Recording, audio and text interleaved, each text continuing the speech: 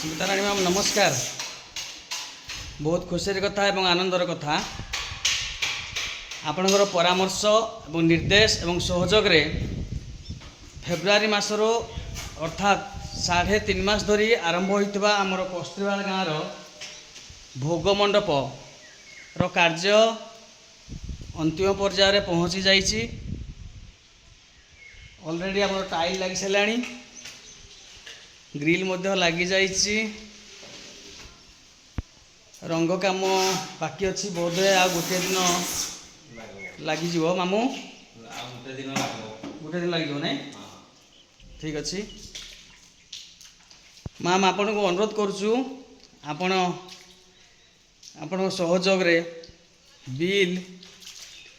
Bill प्रक्रिया को त्वरान्वित करने को निवेदन करुचु। धन्यवाद।